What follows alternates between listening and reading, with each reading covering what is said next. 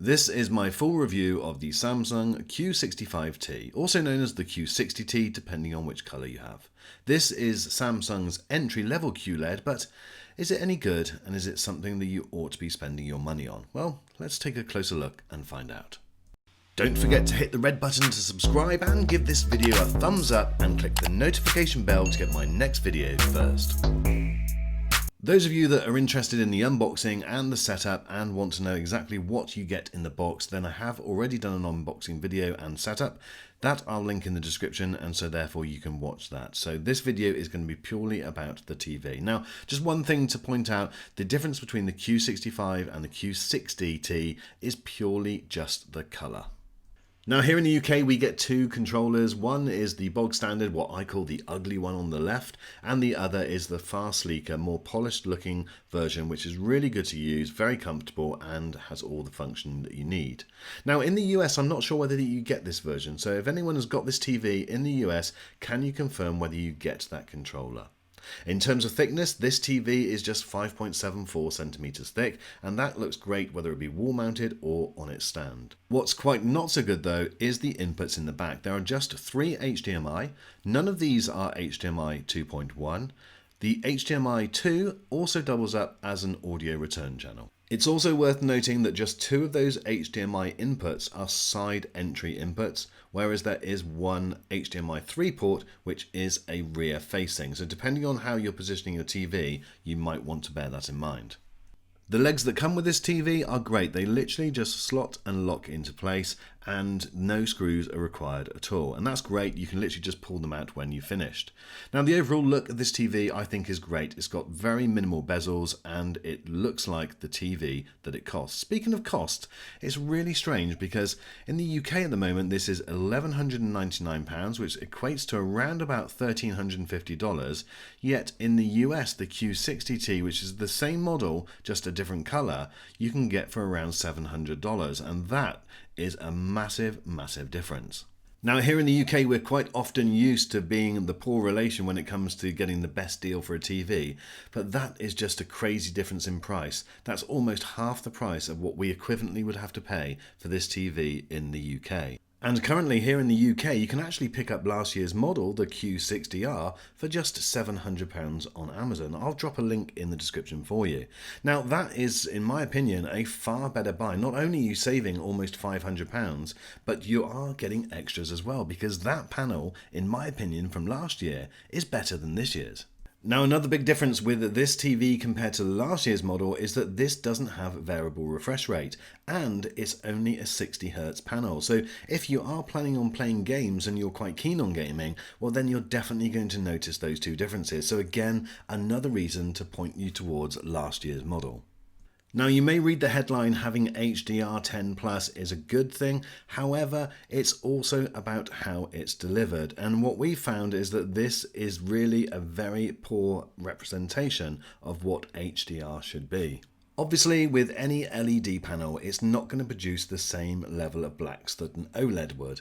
However, with this it is very disappointing. The blacks are far more grey and the HDR content, well, it just loses detail and the colours saturate one into another, and it's very difficult to find too many positives within the quality, certainly when gaming, of this TV. There is one thing that this TV seems to do reasonably well. So the thing it does very well is standard definition and high definition normal TV footage. The type of footage that you would get from your satellite box, your cable, or your digital aerial. All of these images are sharp and they are much more in line with something higher end. Very similar to even the Q90T, which we reviewed a few weeks ago. There's very little difference between them. But I do have to say, guys, that that is probably the only redeeming feature about this TV. And certainly in the UK, at £1,200, which is the cost of this at the moment, you really ought to be looking at spending a bit more and going for maybe the Q80T, which is a TV that we're going to be reviewing in the next few weeks. So I did have a play around with the settings to try and get the best possible image, but I found that again that was limited and disappointing. Now coming back to the price, one caveat that I would say is that at the moment in the US this is $700, which equates to around £570. So at that price it's a great buy. But imagine, for you US people out there, imagine paying $1,473 for this TV, because that's effectively how much this is in the UK. This TV also runs on Samsung's Tizen firmware, which again I found to be very slow. It's got a slow processor, this TV, and even clicking side by side to the different options, it was clunky and again just didn't feel very smooth at all. There were also some times where I couldn't even open the application. Yesterday when I was looking at the TV, I could open Prime and Apple TV no problems at all. Today when I tried, it just kept on freezing. I had to actually reset the TV in order to open them. Now this is what you're looking at now, is ambient mode on the TV. This is a slimmed down version of the standard ambient mode, and again it seems like they've saved some of the plus features for the better models. And again, this is reasonable and it's understandable, but again it's just something to add into the disappointment list. Streaming 4K content from the YouTube app again worked fine. Just fine though. There wasn't anything about it that made you think that we were looking at a QLED TV rather than a lot cheaper LED TV. Now, if you really want my recommendation, then check back a couple of videos ago that I've done, and I reviewed the Samsung Q90T. At the moment, here in the UK, that has a listing price of £17.99, which is already £200 less than when it first got released.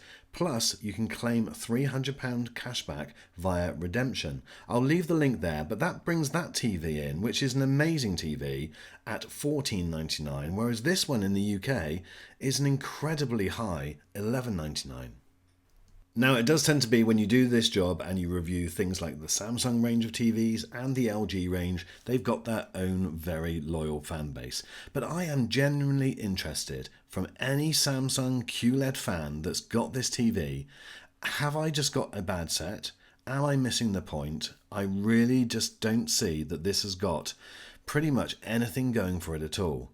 What it does do is it makes that Samsung Q90T look incredibly good value at $14.99 effectively, but this at $11.99, it's not for me. It's got too many things. The gaming is poor, the overall picture is poor, the operating system is clunky, it's slow, it's awkward, it just isn't very good at all.